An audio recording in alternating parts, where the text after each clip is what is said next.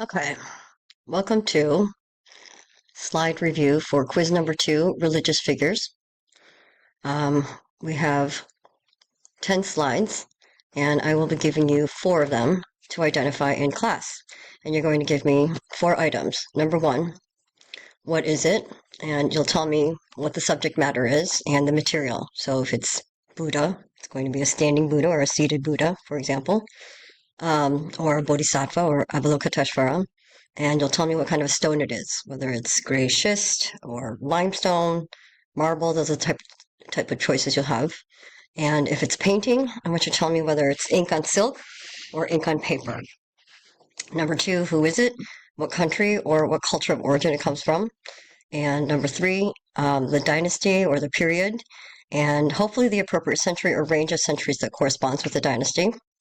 And why is it? A couple sentences about the object. Okay, let's get going. Number 1, this is a standing Buddha from the Gandharan period and the Gandharan region. It's made out of a gray slate and is from the 2nd to 3rd century CE. So we remember that there are no figural images of the Buddha from his death in about 5th century CE, 5th century BCE until about the 1st, 2nd century CE, when the Gandharan images started appearing like this one. The things to note about this are the characteristics of that mark the Buddha. We have the Urna, which is the third eye, the Ushnisha, which is the top knot on the top of his head, the half-closed eyes, the folds in the neck, which you kind of can't see here, the mudra, the hand gestures, which have kind of been cut off here, but we can assume that he was using the Abhaya mudra, which means come in peace, no harm. And the mandorla, the halo, the mandorla behind him, which is a single, unadorned mandorla behind his head. And this is a typical rendition of the Buddha from the Gandharan period. We have a soft kind of body underneath the flowing robe, the dhoti, and the string drapery is how we describe the way the folds are rendered. And we see a slight protrusion of the stomach, of the breast, and the knees, and that little stomach that protrudes is what we call the prana, the breath of life. Very soft and beautiful rendition. Number 2. This is the Bodhisattva of Avalokiteshvara, also from the Gandharan period and the Gandharan area, which is the area between Pakistan and India on the way to Rome from India. This is a gray schist, just like the slate. It's that gray color. You can always recognize the period and the area as Gandharan when you see that color of stone.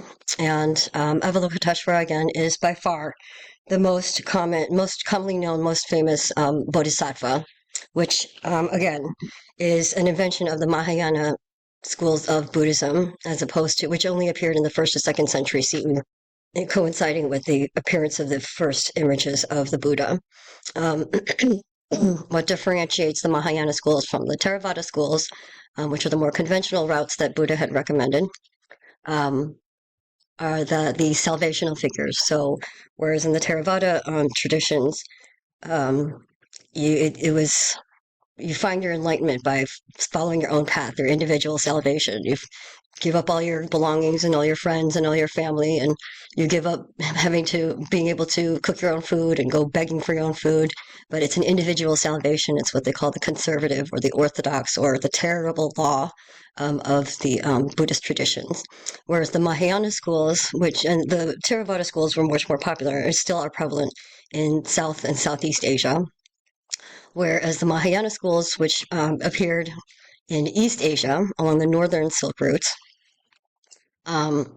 created these bodhisattvas, which are beings that had reached their enlightenment but decided to forego going to paradise in order to come back to earth and save others. So you call upon the bodhisattva to come absolve you from your sins, and so it's these salvational figures. So you can lead a secular life, you have to give everything up, and you still have the chance for salvation during your own lifetime.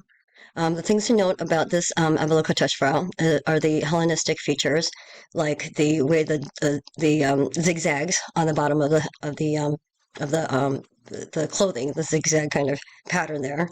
Again, we see the string drapery, but it's kind of a deeper relief, like the togas that we'd see from the Roman and Hellenistic renditions of sculptures.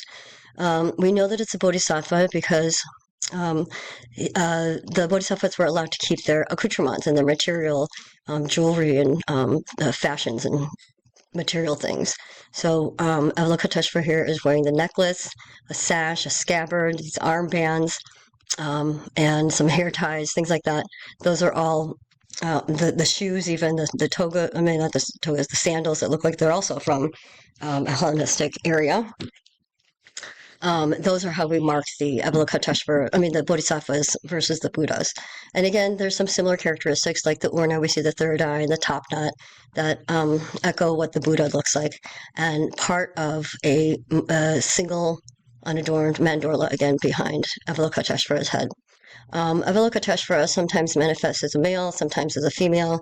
Here we see Avalokiteshvara as a male with the wavy mustache and the wavy hair, which is something to note because of its also the Eastern facial features and the Western facial features and Western style hair as being something that shows up with sculptures along the way to Rome, obviously.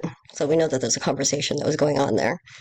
Okay, and he's standing on a dais, which looks like it has little figures down at the bottom underneath. Those are probably devotees who had commissioned the piece and were earning good karma points for commissioning this sculpture. Okay, number 3. Oh. Uh-oh. Okay, number 3. Here we see a seated Buddha. And this is one of the 8 important events of Buddha's life. After he's reached enlightenment, he goes to Sarnath and he preaches his first sermon. So it's the seated Buddha preaching his first sermon. You can just call it seated Buddha. And this is from the second half of the 5th century, during the Gupta period, which is the golden period of India. So they ruled the world economically, politically, socially, religiously, and the style of the Gupta sculpture emanated throughout Asia because it was so popular and so dominant. And let's see, the description here says the Gupta period is often referred to as India's golden age, and this is what Sherman Lee would call the typical Buddha. When we think of a picture of the Buddha, this is the image that we probably think of. Again, we see the characters of the Buddha. You kind of see the Urna there. There's a top knot, the Ushnisha. Here we see the hair has evolved from the wavy hair into these top knots or snail shell curls. We've got the half-closed eyes, the folds in the neck, the hand gestures and the mudra. Here he is counting the Dharma on his fingers, preaching the law. Sitting in a cross-legged position. The dhoti or the mantle, the clothing, is clinging to the body in what we call a diaphanous, and the body underneath is a very smooth, rounded type of figure. There's no kind of musculature or anything like that showing there. And we see that kind of strange hemline near his ankles that indicates that there is actually a piece of clothing on top of him. The design right underneath his crossed legs is a rendition of the lotus flower, which is a very important symbolic flower in Buddhism. And now the mandorla has turned into something that's very elaborate. That's what we would call a double mandorla, the halo behind his head. And we see 2 little apsaras, celestial beings that are adorning the mandorla itself. And you'll notice that the carving and the relief behind him is very elaborate. This is a progression of what we saw in the Gandharan period. Now we're 300, 400 years later. Again, at the bottom, we see devotees that probably commissioned this piece for good karma. Let's see, what else can we say about this?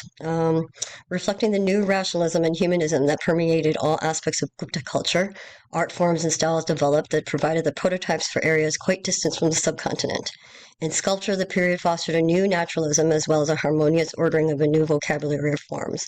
This highly refined system of aesthetics produced softer, gentler curves, fluid transitions from volume to volume, and a sustained and complete harmony of smoothly flowing forms. Strict geometric rationalization. This system evolved into one of humanity's greatest art styles, the classic Gupta style. He's got a serene face, it's described as. The description here has a lot of information on the description on how the art historical description, if you want to know the type of language that we use in art history. And there's plenty there to take from for the 4th point. Why is it? Number 4. This is Buddha sheltered by Mukulinda, the Serpent King. If you tell me that it's a Buddha with a Serpent King under the cobra or under a Serpent King, that's fine. It's Cambodian, and we can tell by the crown that Buddha is wearing here, which is kind of unusual. That hat is reminiscent, it's typical of the Cambodian traditional dress, and it has that strange hairline that is very characteristic and immediately tells you that it's Cambodian. And Cambodia is one of the water cultures that is formed along Southeast Asia. And again, there's all those tributaries that flow down north and south from the Yangtze River in China, which separates all those countries down at the bottoms, which is why we have so many water cultures, so many different little cultures there. And because they're all water cultures, the imagery that existed before Buddhism came includes lots of serpents and water animals, and the serpent is a very dominant symbol. So here we see it's a famous story of Buddha being sheltered from the rain by a serpent. And this is a common theme that shows up in Southeast Asian sculpture. It's bronze from the first half of the 12th century, from the Angkor Wat period in Cambodia. Let's see. He's sitting in a meditation pose, seated on the coils of the multi-headed serpent Mukulinda. In Cambodia, Buddhas are frequently adorned with princely ornaments, such as those seen here, including a crown, earrings, necklace, armlets, bracelets, and anklets. He wears a monastic robe drawn over the left shoulder with a rectangular lappet hanging from it. So this is one of the few examples, exceptions to an unadorned Buddha. But we know that this is Buddha because he's sheltered by the Serpent King. And again, the metadata here explains that it's specifically Cambodian, that as opposed to regular Buddha images that we see with no accoutrements, this one is definitely adorned with decorations and jewelry and things like that. Okay, it's bronze. Number 5. This is the Bodhisattva. Can't see it. This is the Bodhisattva in the form of Manjughosha in Tibet from the 13th, 14th century. This is a small piece. It's made out of a copper alloy and it's inlaid with turquoise. It's small. Let's see, 12 3/8 of an inch. So it's kind of a tabletop piece. And we know that it's Tibetan partly because of the copper color, or sometimes it's a gilt bronze. And the inlaid semi-precious jewels. They're tiny, tiny, little tiny decorations that are extremely intricate, and the carvings even are really intricate with a lot of action and a lot of movement to the sculpture itself. It's characterized by a conservative and complicated iconography and the acceptance and adaptation of figures, facial types, and clothing associated with many other cultures in various areas. So, like we said, Buddhism spread really fast and far because it was an adaptable religion. So every culture that it came into contact with, it would absorb and morph and conflate with the existing indigenous spiritual beliefs there. And this is one of the examples where Avalokiteshvara, the Bodhisattva, takes on the characteristics of here the figure Manjughosha, which is a wisdom bodhisattva of wisdom. Oh, Manjushri, which is the bodhisattva of wisdom. It's a Kashmiri influence on Western Tibet. That's neither here nor there. And sitting on a dais, which is shaped like a lotus, and holding a book, which signifies that this is Manjushri. If you just tell me that it's a bodhisattva, that's fine, and you can describe all the different decorations that signify bodhisattvas, like the earrings, the necklace, the armbands, the sash, the clothing, all the different jewels, and the crown, of course, the intricate crown. Again, you could see that fierce kind of countenance in this piece, which is indicative of the Buddhist tradition in Tibet. Like I said, the the Buddhist monasteries were housing all these. They were repositories of sacred texts and sacred objects. So the monks that were living there were trained as warriors to protect this. So the armies basically would be trained in the monasteries, and the Tibetan monks were the fiercest of them all, and it's reflected in this kind of a sculpture. Okay, and plenty there to take for the description of it. Okay, next, next piece we have is a bronze figure, or a copper alloy. They call it a copper alloy. Bronze is an alloy of 3 materials: the lead, tin, and copper. So depending on the mixture of the different alloys, we'll get a different color. This one happens to have a lot of copper in it, which gives it that green color when it oxidizes. Shiva is one of the three major Hindu gods. There is Vishnu, Brahma, the creator, Vishnu,